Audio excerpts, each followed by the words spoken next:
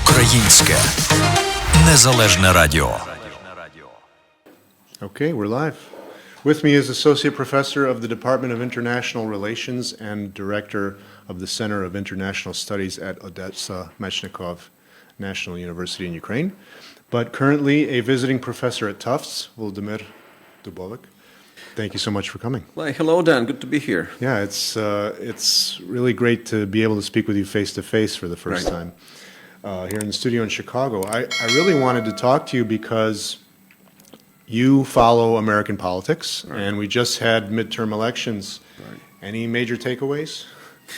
Yeah, well, that's positive feelings mostly. I mean, we in Ukraine, we see these elections through the prism of our interests and Ukrainian interests and ongoing war and what they mean for the U.S. policy towards Ukraine. So there's only one prism that really interests us.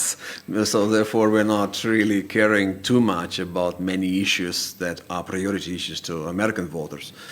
But what would it mean for U.S. policy towards Ukraine? And of course, many people in Ukraine were worrying about some people in a wing of Republican Party dominated by former President Trump, making all the statements about maybe them blocking the assistance for Ukraine, and that would be a very dangerous development, obviously, because it's a critical lifeline now for Ukraine American assistance. And there are so many types of American assistance. It's weapons, first of all, because war ongoing, so weapons matter, contemporary weapons, technologies, and so on, but also financial assistance for Ukrainian economy to stay afloat on the surface and not go down. Humanitarian assistance, now assistance with energy sector because it suffers from Russian attacks and missiles and drones and everything.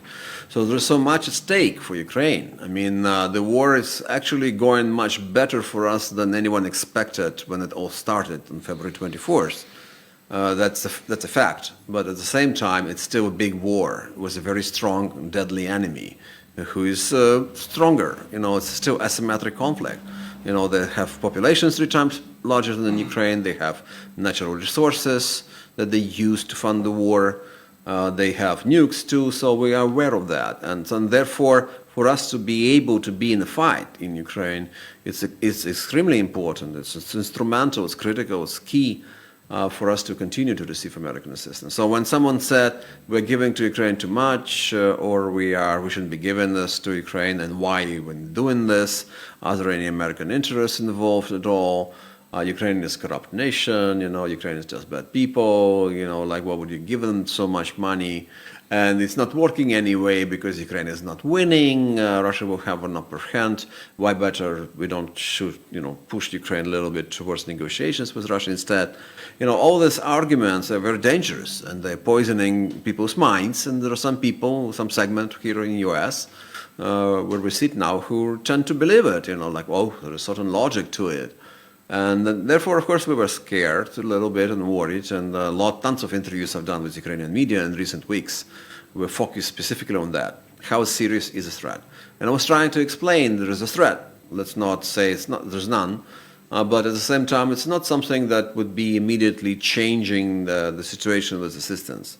I mean, even prior to November 8th, I understood that the Trump wing would not have a majority. Even maybe in the faction of Republican Party, let alone in general in House of Representatives. With Senate, it's even better for us, because in Senate, the Republican Party, you have a lot of traditional Republicans, never Trumpers, before Trumpers, who always thought that Russia is a big threat, and now, of course, they want to punish Russia and support Ukraine. So the last time there was a vote in the Senate on a big package of assistance of $40 billion, they had 11 votes against it. So 11 is a lot, but after all, it's about 1/10 of the Senate, and it's even the smaller part of the faction of Republicans in the Senate. In the House, it's different, and of course, there's different type of Republicans. They're Trumpists, So when we hear people like Marjorie Taylor Greene, for instance, and some others questioning the very necessity of assistance, that was troubling to us. And it's one thing when they say, okay, maybe we should refocus the assistance, maybe we should, control it better, tighter. We have an inspection team on the ground to see if the weapons we're giving Ukrainians actually going to the for the right cause, going to the front line, used by Ukrainian military, not going somewhere else. Those arguments can be understood, but when someone is like Green saying, we shouldn't be given a penny to Ukrainians, and I mean that's just wrong. So of course to see them failing, it's a big deal. I mean, of course, they might still control even like both chambers of the Congress, but what kind of Republicans, that all it matters. And what we're seeing today that a lot of people who were close to President Trump, supported by him, they failed dramatically. That's a good sign. I mean, of course, some of them made it, both to Senate and the House. But it's a positive development after all. I mean, it's not that we are playing any partisan games here in the U.S. No. I mean, it's always clear for us in Ukraine that we should be working with the country, not particular person or not particular party. And it's always been very important for us to have a consensus, bipartisan consensus in support of Ukraine in the Congress. So we understand that. We're trying to do everything we can in Ukraine not to upset this kind of a delicate equilibrium of consensus within the American Congress. But at the same time, we hear that some people say, yes, let's support Ukraine, and others say, no, let's not do it. So it's obvious what choice for us is. And of course, it's good news for us that they can kind of fail. Yeah, and speaking of consensus, I mean, we don't know yet for sure what the results are, although it's pretty clear that the House is going to be in Republican hands after all's said and done. The Senate is still too close to call, but the leadership in the Senate, as you were mentioning, is a little more.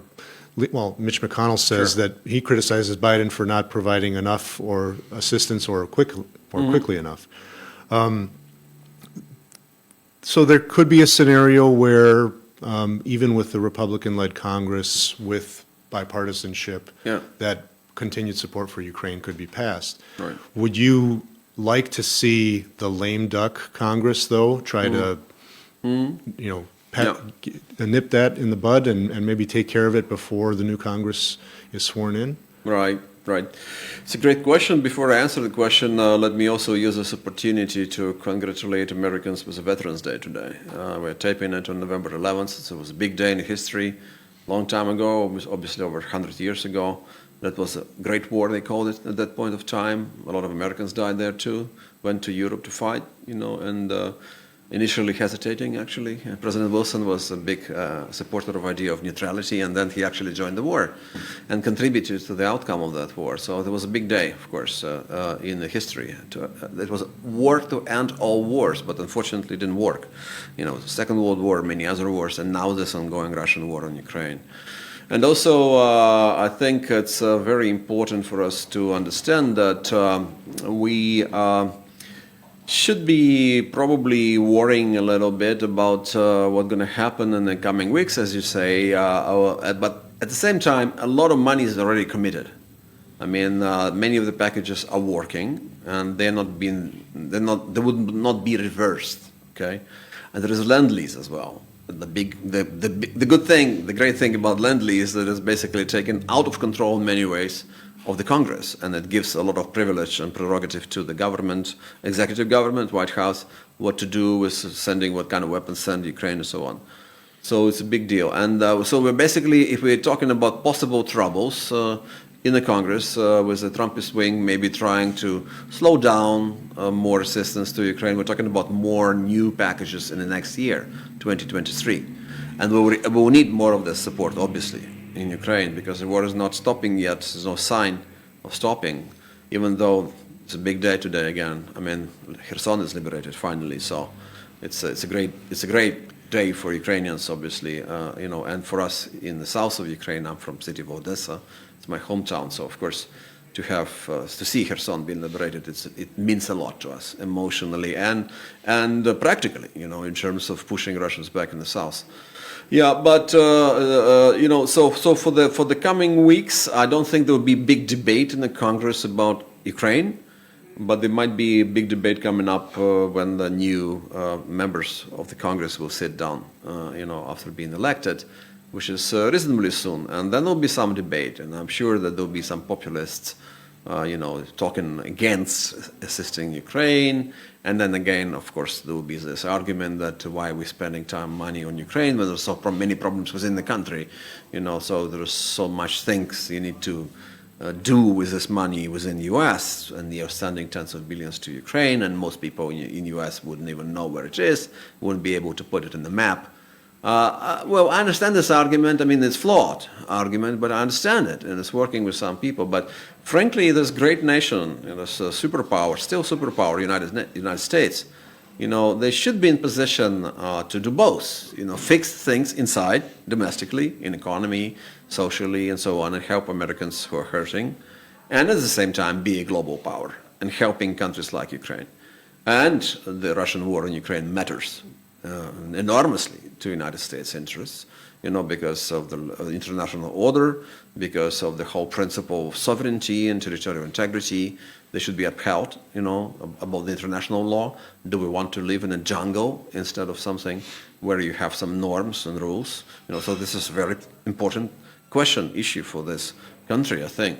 And also, Ukraine's been a big ally and friend for U.S. for many years. We're strategic partners. We just last year, President Zelensky visited Washington, and it was reaffirmed that we actually have strategic partnership.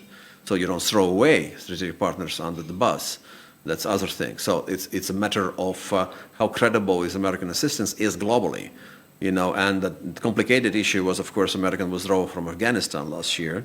And people for several months wondered, what if something like this happens in Ukraine?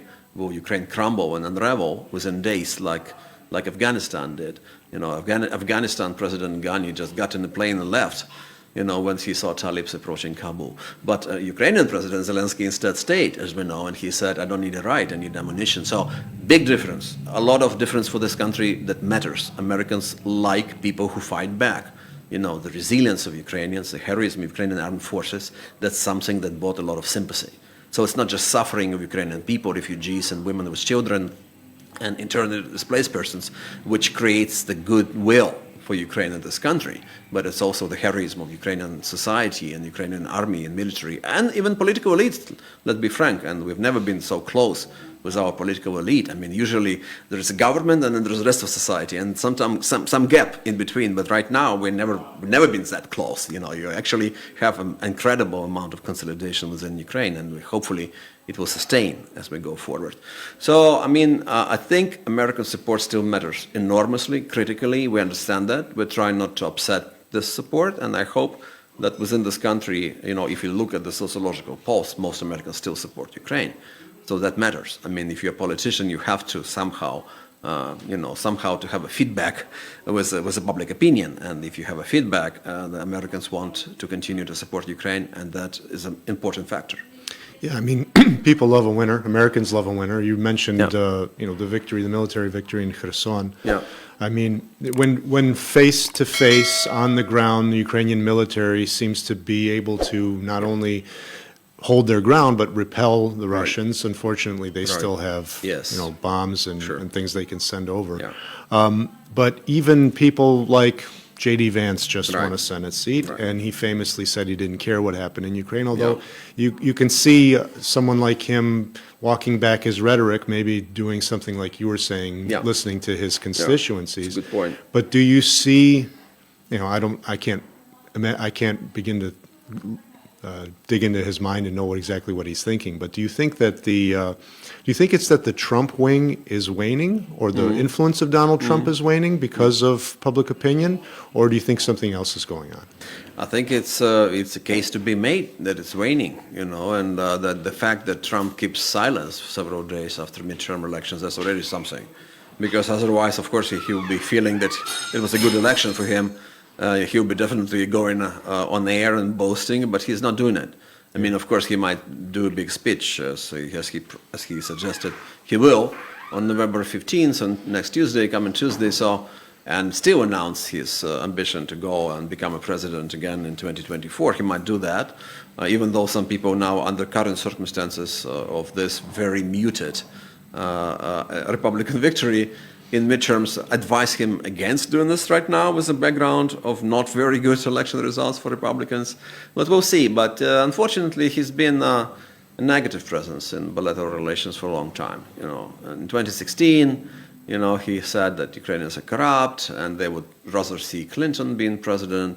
But of course, because Hillary Clinton was saying things like, let's support Ukraine, we don't recognize Crimean annexation, for instance. And Trump was saying, I don't know, maybe Crimea should be part of Russia.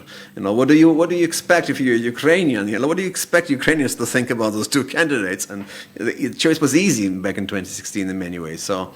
And then, of course, about 2019, when there was this blackmail, and hearings in the Congress, and Ukraine, unfortunately, was dragged through in the news cycles for months.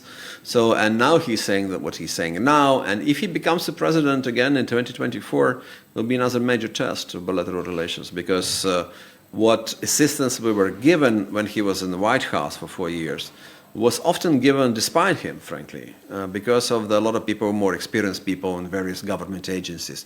Those people who he derogatorily speaks about as a deep state, who are the ultimate keepers of this country's national interests, because they're patriots, they're experts, they've been working on this for decades, and they knew it's in American interest to support Ukraine. So yes, it was under his administration when Ukraine was started receiving lethal weapons. That's true.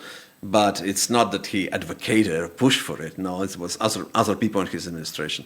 But if he comes back, then he's emboldened. Then he said that he might think that, okay, Assad thinks Ukraine is bad, let's not support Ukraine. And people voted for me, so maybe I was right, and maybe it's time to actually do away with support. So I would rather see a different candidate, but it's up to Americans, up to Republicans to decide who's going to be running in 2024. Sure. But if you ask Ukrainian, probably for us, from our standpoint, from where we stand, of course, it would rather not be Trump. Right. I mean, who knows what's going to happen with that? Yes, it's 2 years ahead of us. It's 2 years ahead of us. There's rumblings of Ron DeSantis candidacy, but that's the difficult thing, I think, with some politicians, is sort of trying to try to break through the noise and kind of get to what the policy is. I mean, even the Democratic Party, the progressive wing, sent a letter, an untimely letter to the president, and then they withdrew it right away about Ukraine. So it almost seems like there's a populist wing of each party, although the Republican populist wing is the one that might be gaining power in the House coming up. They might. I mean, if you look at it, I mean, they will probably increase the numbers anyway in the House, the Trumpist wing. I mean, last time, again, there was a major vote. I mentioned 11 senators, but in the House it was 57 all Republican votes against support of Ukraine.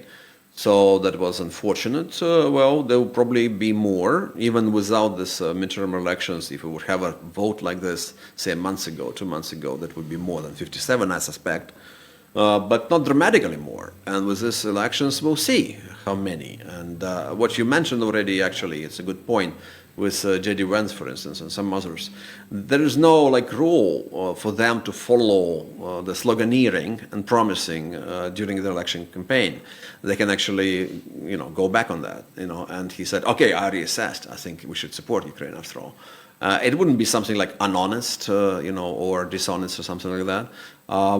It's one thing campaign, it's another thing when you're already in office. It's always been two different things, So it's.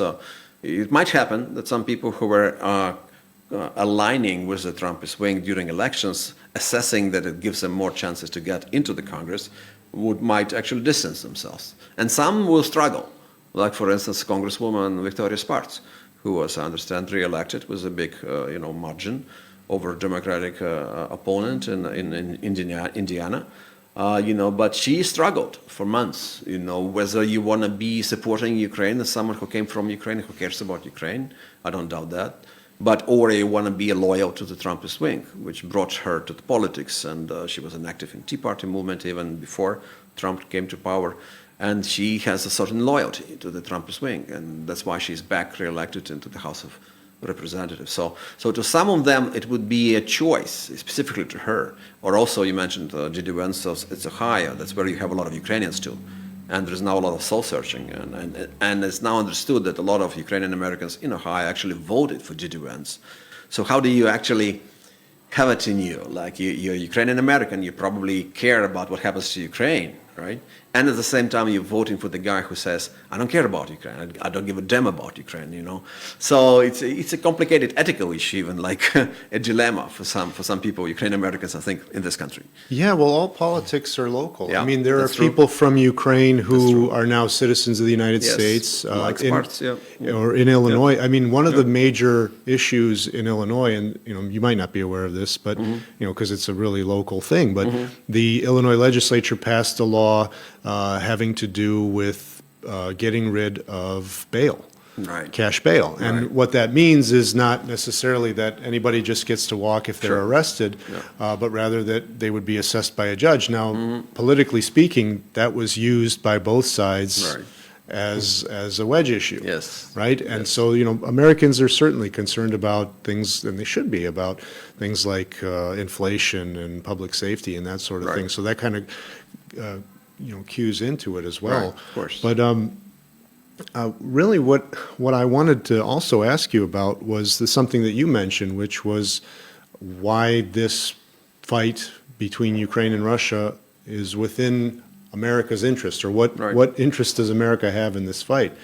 I'll just leave it to you. Sure. I mentioned several things already. I can add more. What I mentioned already is that international order is something that matters to America, and America actually invested enormous amount of time and energy and money into upholding this order ever since the end of the Cold War, and before that, actually, during the Cold War times. So they have a vested interest in keeping the order intact. Another thing is, of course, Ukraine is a friend. You support friends. You don't throw them under the bus. So if you start doing it, in Afghanistan and now maybe in Ukraine, maybe some other places, then American influence in the world will wane because people would say, okay, Americans promise us support, but one day they will just turn around and go away and they will leave us in a limbo. So that's not what great powers do. Credibility matters, reliability matters for American foreign policy especially. Other thing, there is a flow of energy coming through the region into Europe. Europe is, after all, traditional American allies. You have all sorts of countries in Europe, obviously, it's very diverse, but there are many countries that are traditionally American allies. And you know what? It matters what happens to them. Their security, will they be attacked by Russia? Maybe. Should be excluded. Nothing should be excluded. In 2008, when on the eve of August war with Georgia, Russia with Georgia, people said it's impossible to imagine that Russian troops will actually go somewhere beyond South Ossetia and Abkhazia, but they did. And people said, okay, but Ukraine is a different case. And in 2014, they did go into Crimea and Donbass. But then people said, okay, that's limited military operations, incursions, minor incursions, that it's unthinkable thing would be massive invasion. And then, of course, on February 21st this year, massive invasion started. So when someone says, like, okay, this is not possible, think again. I mean, never say never. I mean, Russia is now ruled by a guy who, first of all, doesn't have any checks and balances on him. There is no something that was limiting his influence. He is the ultimate decision maker. He's emperor. He's the king. He is the deep state. He is one person deep state. Yes. And therefore, if he decides to strike, I don't know, in Baltics or Finland or Poland or Romania, he might.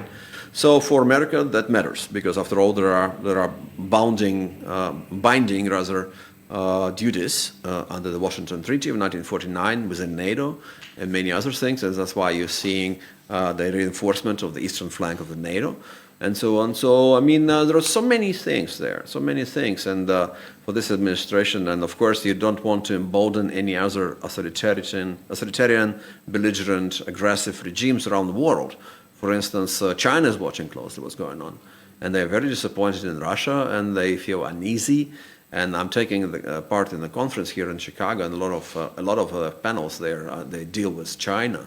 And people see that Chinese are not happy at all with this war. They want it to end. Because after all, that's also discouraging to them in the sense of what they're planning to do maybe with Taiwan. And to Americans, it's showing that if you support someone against a bigger, more aggressive, more powerful neighbor, there is a chance of success. In case of Ukraine, there is a lot of success with American assistance coming to Ukraine. So if Americans support Taiwan, then it would be much more difficult for China to take it over if they decide to do it one day. So, I mean, and the list goes on. I mean, it's really a huge issue for America, not just in terms of values, moral values and stuff like that, but also interests, very practical interests, for American global presence and American interests in the world. Yes. So let's talk about the way forward, Okay. right? So Yeah. maybe we can even Yeah. end on this topic Okay. here. What do you see, obviously you can't predict the future, Right. but what do you see as the way forward in this war, in the relationship between Ukraine and the United States? Yeah. And how we should be thinking about whether or not there can be an end to this war? Yeah. No, we should be thinking about the end of the war. I mean, that's the only logical way to do. Many years ago, people started thinking like during the war, you better keep an eye on how it should end and when it should end and on what conditions. So we are in Ukraine, of course, are aware of that. And we are on alert, and we understand this war is a tragedy to us. People are dying every day. The economy is being destroyed with every day of the war. When the missiles are flying and hitting infrastructure, even if no people are dying, then the infrastructure that would take a lot of money and time to restore. So it's a very difficult war. A lot of people are outside of their homes. A lot of people are without work now. I mean, in my field, for instance, university, higher education. You feel it. Students and their parents, they don't have enough money to pay tuition, for instance, right now. And we're having a decreasing number of people the rate of retaining students within Ukrainian universities is going down. Not to mention that some students, primarily the female students, because of martial law, they went to Europe and the European universities, and there is a high chance of them staying there and getting their degrees there. So that's detrimental, say, to my field, higher education. But it's similar things happening in other fields of our economy. And therefore we understand that dragging this war unnaturally, unnecessarily forward for Ukraine is also not a very good solution. But what's an alternative? To give up, to surrender, to give up at the moment when there is another sign that Ukrainian military is capable of liberating more Ukrainian land, with Kherson being taken over back and returned to Ukraine. That is also wrong. Not to mention that if you do it, you've signed a peace deal prematurely with Putin, you only embolden him for more acts of aggression.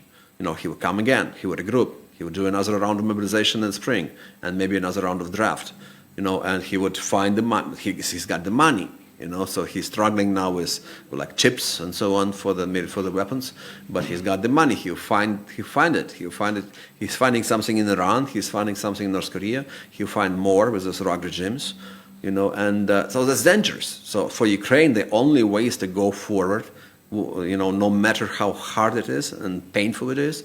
And of course, there are major losses on our side as well. I mean, it's not just on the Russian side.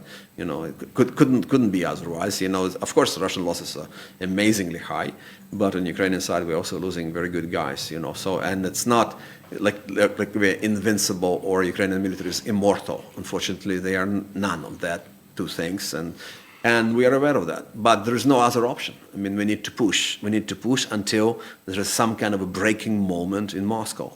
And they would say, okay, fine, we're going to give you this lands back, maybe with the exception of Crimea. And then becomes a real, bargaining, negotiation moment for us. Like, what do you do about Crimea? Because frankly, I can be frank. I'm not a government person. I'm an expert, pretty much my own man, but I can say that, of course, as it comes to Crimea, which we want to liberate, of course, among other lands, then we would have a most stubborn resistance by Russia. They will throw whatever they have. To prevent Ukraine from liberating Crimea. But we'll see. Of course, now with Kherson falling down, we get closer geographically to Crimea. Of course, there is a lot of Kherson region which is still under their control. But if things go right, and they might, and we hope so that they will do, then we'll continue to liberate Kherson region. At some point of time, we'll come to the administrative borders of Crimea, and then we'll see. God willing. Yeah. God right. willing. Well, Yeah. Volodymyr Dubovyk, thank you so much for taking the time to speak with me today. This has been Ukraine Watch Podcast once again, and this time live in studio. Thank you. Yeah, thank you, Dan, for having me. Українське незалежне радіо.